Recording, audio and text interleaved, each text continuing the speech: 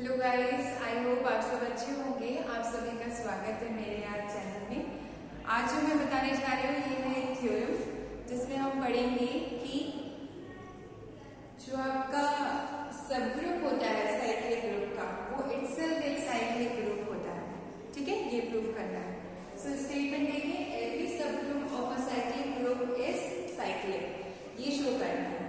सो आप cyclic group जानते हैं। साइक्लिक ग्रुप में क्या होता है कि एक एलिमेंट होता है जो कि जनरेटर कहलाता है उस ग्रुप का, और वो एलिमेंट हर एक एलिमेंट को जनरेट कर सकता है। मीन्स आप उस एलिमेंट को इंटीग्रल पावर्स के फॉर्म में लिख सकते हैं। पॉजिटिव इंटीजर, नेगेटिव इंटीजर्स के पावर्स के रूप में लिख सकते हैं। ठीक है। सो पहले हम ले लेते हैं एक ग्रुप जो कि हमारे पास है एक साइक्लिक ग्रुप।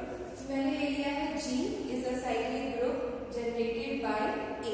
ठीक है, A से जनरेट होने वाला साइक्लिक ग्रुप ले लिया। इसका सब ग्रुप जो होगा वो भी साइक्लिक होगा, ये सिद्ध करना है, ये प्रूव करना है। तो यहाँ दो केसेस बनते हैं। पहले होते हैं ट्रिवियल सब ग्रुप्स।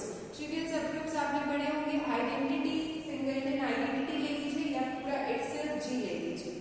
तो ये दोनों ट्रिवियल केसेस होते हैं जिसमें आप देख सकते हैं आइडेंटिटी एलिमेंट तो साइक्लिक होता ही है।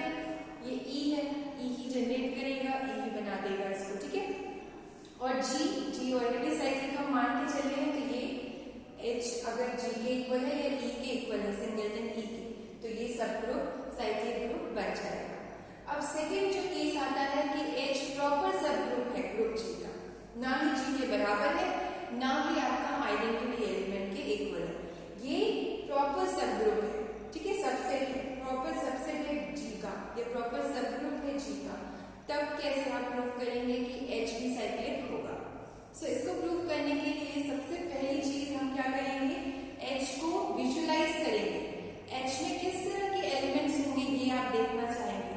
तो H जो है वो G का सब ग्रुप है, और G में कैसे एलिमेंट है, एक ही इंटीजर पावर्स के रूप में एलिमेंट्स है, क्योंकि G का जनरेटर A है। तो G के अंदर कैसे एलिमेंट्स होंगे, a to the power 2, a to the power 3, a to the power 4, a to the power -9, a to the power -12, इस टाइप के एलिमेंट्स होंगे।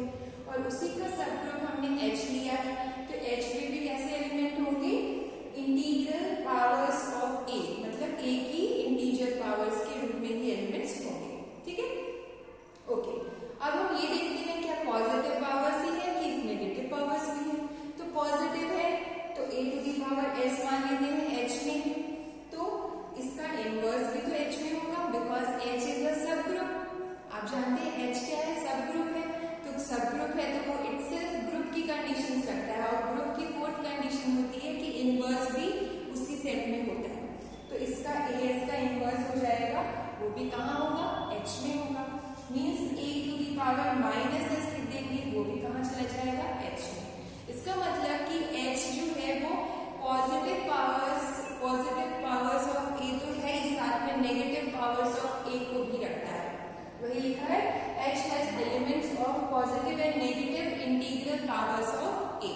ठीक है, तो H के बारे में हमने क्या जाना कि H में a to the पावर्स के एलिमेंट्स हैं, इंटीग्रल पावर ऑफ A के एलिमेंट्स हैं। और फिर हमने देखा पॉजिटिव पावर्स भी है, नेगेटिव पावर्स भी है, दोनों है। ठीक है, अब हम ये देखते हैं कि इसमें जनरेटर क्या होगा, है ना, पॉजिटिव नेगेटिव दोनों है, तो इसका जनरेटर क्या होगा।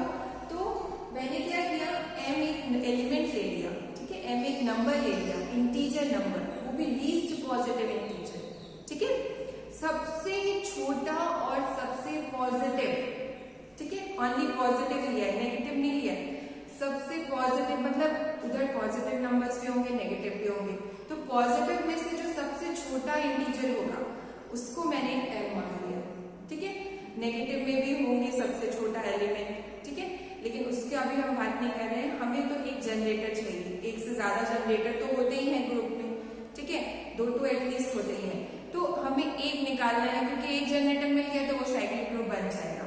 तो वही एक के लिए मैंने क्या लिया, एक m लिया, वो भी जितने positive integral powers of A था उन सब में से सबसे छोटा लीस्ट ले लिया, पॉजिटिव इंटीजर ले लिया m। इससे छोटा कोई भी पॉजिटिव इंटीजर नहीं है उस H में, उस सब ग्रुप H में। ठीक है, तो H हम ये शो करेंगे कि वो पावर m ही उसका जनरेटर है। H जो सब ग्रुप है उसका जनरेटर क्या है, a to the power m ही है। ये हम प्रूव करेंगे। देखिए कैसे करते हैं।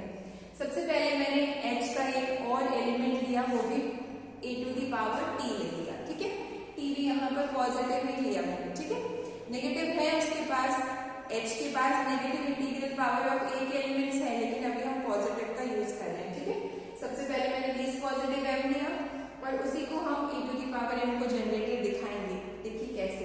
तो मैंने एक अदर एलिमेंट लिया a to the power t जो कि H में है, तो हमने डिवीजन लेमा लगाया। m जो है वो लीस्ट है, m जो है वो लीस्ट पॉजिटिव है, t इससे बड़ा है। तो m जब t को डिवाइड करेगा तो आपको कुछ क्वोशिएंट मिलेगा, कुछ रिमाइंडर मिलेगा। ठीक है, तो रिमाइंडर 0 भी हो सकता है और 0 नहीं भी हो सकता है, लेकिन वो रिमाइंडर m से छोटा होगा। तभी तक हम डिवाइड करते हैं जब तक रिमाइंडर m से छोटा हो जाए। सो बाय डिवीजन एल्गोरिथम में हमें मिलेगा q क्वोशिएंट और रिमाइंडर r जो कि इंटीजर ही होगा, सच दैट कि t is equals to mq plus r लिख सकते हैं। This is division algorithm. और r की कंडीशन क्या है, इक्वल टू 0 हो सकता है बट लेस देन m होना चाहिए, greater than equal 0 but less than m।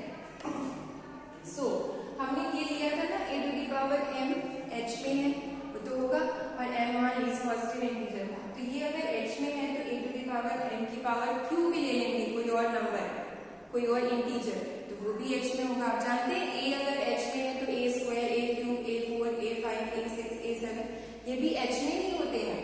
हमने क्या लगाया, क्लोजर लॉ तो लगाया, मल्टीप्लाई कर रहे हैं रिपीटेडली, तो वही, तो ये भी h में होगा, तो a to the power m cube भी h में हो गया, और m क्यूब का inverse a to the power m cube का इनवर्स भी h में होगा, क्योंकि h सब ग्रुप है तो इनवर्स की कंडीशन से। So a to the power minus m cube h में आ गया।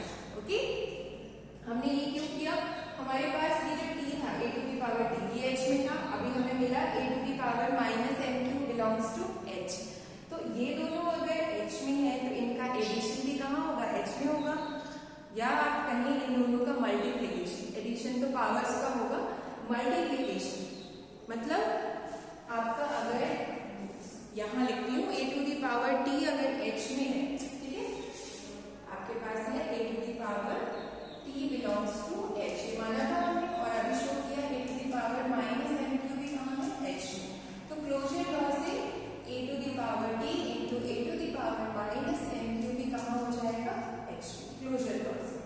ठीक है, ग्रुप की पहली प्रॉपर्टीज, और दोनों का बेस सेम है तो पावर्स जुड़ जाएंगी, तो ये होगा a to the power t minus m cube belongs to h, ये आ गया। और t माइनस m क्यूब किसके इक्वल है, यहाँ से आप देख सकते हैं t माइनस m क्यूब को लेफ्ट साइड लाएंगे तो r के इक्वल है, तो हो गया a to the power r belongs to h, ये मिल गया। अब r जो है वो क्या है, आप वो देखिए, r की जो कंडीशन लिखी है डिवीजन एल्गोरिथम से वो देखिए, r कैसा होना चाहिए, m से छोटा लेकिन 0 से बड़ा या बराबर। तो m से छोटा है, जबकि m तो लीस्ट पॉजिटिव इंटीजर है, m तो ऑलरेडी लीस्ट पॉजिटिव इंटीजर है, इससे छोटा तो पॉजिटिव इंटीजर कोई नहीं होता। m लीस्ट है तो उससे छोटा पॉजिटिव इंटीजर नहीं मिलेगा। अब आपको क्या मिल सकता है, सिर्फ 0। यही कंडीशन आप ले सकते हैं, r इक्वल टू 0, क्योंकि 0 ना पॉजिटिव है ना नेगेटिव है, और कोई एलिमेंट नहीं मिलेगा क्योंकि m तो लीस्ट पॉजिटिव इंटीजर है ग्रुप सब ग्रुप जो h है उसके अंदर। तो r क्या होगा हमारा, क्योंकि m लीस्ट पॉजिटिव है तो इससे छोटा कोई पॉजिटिव नहीं होगा, तो आप बचता क्या है, r equal to 0। So r की वैल्यू 0 हो गई, इसका मतलब क्या है कि ये t equal to m cube हो गया, t is equals to m cube, मतलब a to the power t equal to a to the power m cube, और हम लिख सकते हैं a to the power m power cube. तो देखिए जब हमने a to the power t arbitrary लिया था ना, एक रैंडमली एक एलिमेंट लिया था ग्रुप सब ग्रुप h का, ये a to the power t belongs to h, उसको हमने कैसे लिख दिया, a to the power m की इंटीग्रल पावर के रूप में लिख दिया, मतलब a to the power m क्या हो गया, generator of subgroup h। ठीक है, इस तरह से h जो है उसका जनरेटर बन गया a to the power m, क्योंकि हमने एक रैंडम एलिमेंट लिया था जाएगा e to the power t h का, और इसको हमने e to the power m की इंटीग्रल पावर